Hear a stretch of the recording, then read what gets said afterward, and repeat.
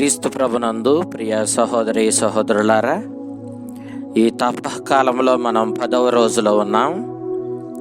ఈ శుక్రవారం రోజున దేవుని వాక్యాన్ని మనం చూసినప్పుడు మత్తయి శుభవార్త 5వ అధ్యాయము 20వ వచనం నుంచి 26వ వచనం వరకు దేవుని వాక్యాన్ని మనం ఆలకించాం. ఈ సువిశేషంలో మనము పూర్వ నిబంధనలో మోషే ప్రవక్త ద్వారా దేవుడు ఇచ్చినటువంటి 10 ఆజ్ఞలను గురించి మనం ప్రస్తావన వింటూ ఉన్నాం. అయితే ప్రభువు ఈ ఆజ్ఞల వెనుక ఉన్నటువంటి మర్మాన్ని మనకు తెలియజేస్తూ ఉన్నాడు. దేవుడు ఇశ్రాయేలు ప్రజలకి సీనాయి పర్వతం మీద మోషే ద్వారా ఇచ్చినటువంటి ఈ ధర్మశాస్త్రము, ఈ తోరా 2 ముఖ్యమైనటువంటి అంశాల మీద ఆధారపడి ఉంది. అవి దైవ ప్రేమ, రెండవది సహోదర ప్రేమ. అయితే ఈ యొక్క నియమాలను, ఈ 10 ఆజ్ఞలను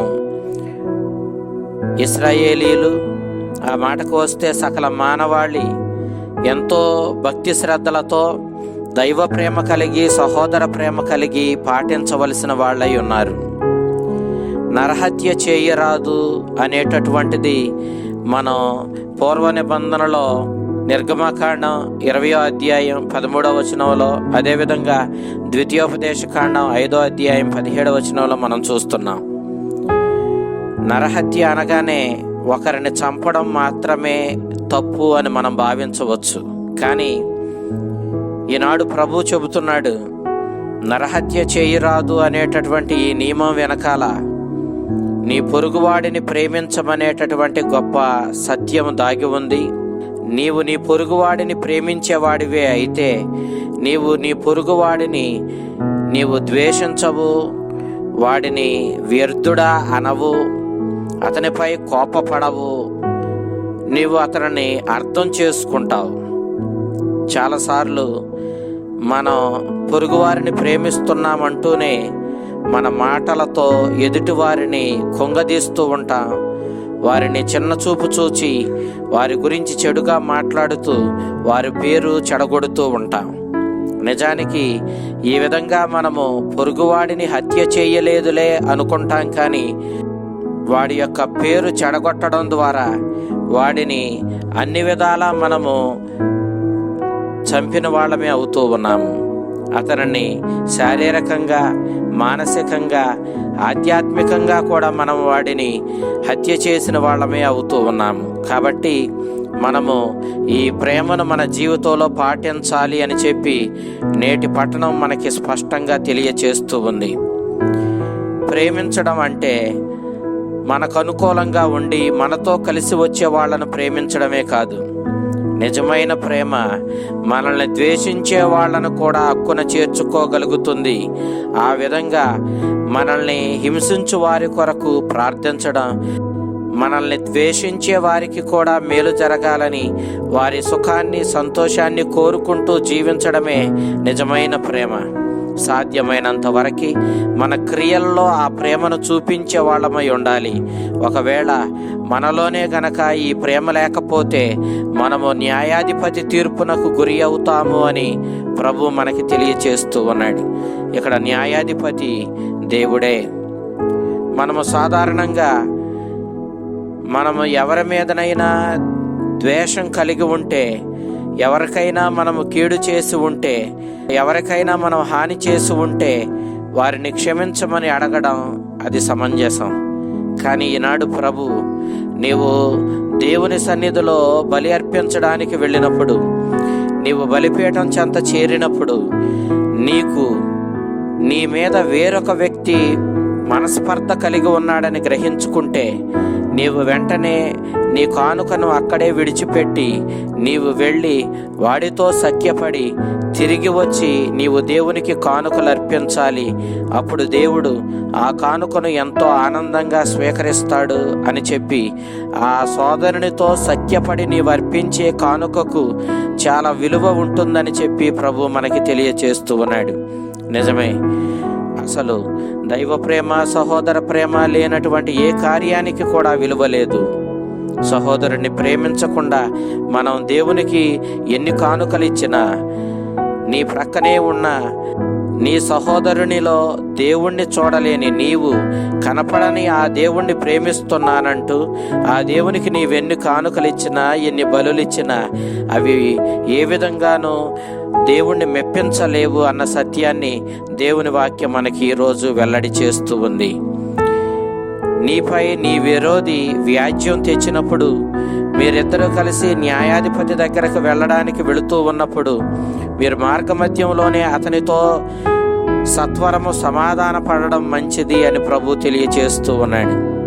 ఆ రోజుల్లో న్యాయం కోరుకొని న్యాయాధిపతి దగ్గరకు వెళ్ళిన వాళ్ళు కొద్దిగా అక్కడ రుసుము చెల్లించాలి.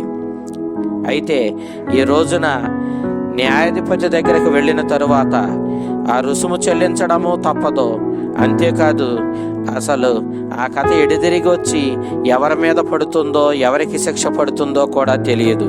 కాబట్టి మీరు అక్కడి వరకే వెళ్ళి ఈ రుసుము చెల్లించుకొని తిరిగి ఆ న్యాయాధిపతి నుండి మీరు శిక్ష పొందే ముందే మీరు సత్వరము జాగ్రత్త పడి ముందే మెలకువతో మార్గమధ్యములోనే మీరిరువురు సఖ్యపడి మీరు జీవించండి అని చెప్పి ప్రభువు తెలియచేస్తూ ఉన్నాడు.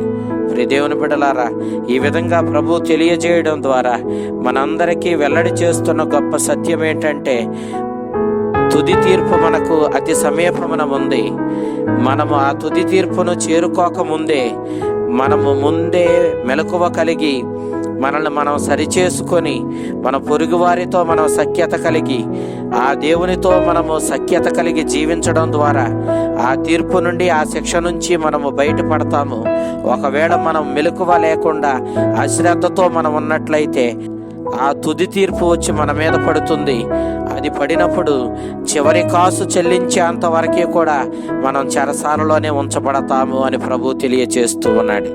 ప్రియ దేవుని బిడ్డలారా, ఇక్కడ చివరి కాసు చెల్లించేంత వరకు అనగా దాని భావం మనం చేసిన తప్పులకు శిక్షను అనుభవించవలసినటువంటి పరిస్థితిని అది మనకి ఇక్కడ వ్యక్తం చేస్తూ ఉంది. కాబట్టి మనము శిక్ష మన మీదకు రాకముందే మనం దేవుని యొక్క ధర్మశాస్త్రాన్ని స్వీకరించి ధర్మశాస్త్ర బోధకుల కంటే, పరిసయ్యుల కంటే నీతిమంతులము మేమని చెప్పుకొని విర్రవీగే వారి కంటే ముందే మనము జాగ్రత్త పడి వినయంతో, తగ్గింపుతనముతో దేవుని యొక్క ఆజ్ఞలను జీవితంలోనికి స్వీకరించి ఆ ఆజ్ఞల వెనుకాల ఉన్నటువంటి దైవ ప్రేమ, సహోదర ప్రేమను మన జీవితంలో మనం పాటించి ధర్మశాస్త్ర బోధకుల కంటే, పరిసయ్యుల కంటే నీతిమంతమైన జీవితం జీవిస్తూ ఆ ప్రేమను మన జీవితంలో పాటించుకుంటూ మన జీవితాలను ధన్యం చేసుకోవాలని, ప్రేమ లేని క్రియలకు అసలు విలువ లేదని, కాబట్టి మనము ప్రేమతోనే మనం ఈ తపకాలంలో చేసే ప్రతి కార్యాన్ని మనం చెయ్యాలని,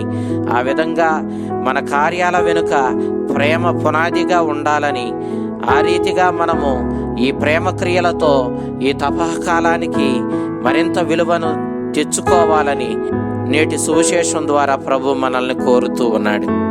అలాంటి ప్రేమపూరితమైన జీవితాన్ని, ఆ ప్రేమతో జీవించమని కోరుతూ మనకిచ్చిన దేవుని శాసనాలను మనము మన జీవితంలోనికి స్వీకరించి వాటిని పాటించి మన జీవితాలను ధన్యం చేసుకున్న ఆ కరుణామయుడు మనకు ప్రేమను నేర్పించి, ఇతరుల ఎడల కరుణతో ప్రవర్తించడం మనకు నేర్పించి, ఆ ప్రేమతోనే శిలువ మీద తన ప్రాణాన్ని త్యాగం చేసి మనందరిపై తన కరుణను, ప్రేమను ప్రదర్శించిన ఆ కారుణ్యమూర్తి మన జీవితాలను ప్రేమతో నింపి ప్రేమను పాటించడం మనకు నేర్పించి మన జీవితాలను ధన్యం చేయునుగాక.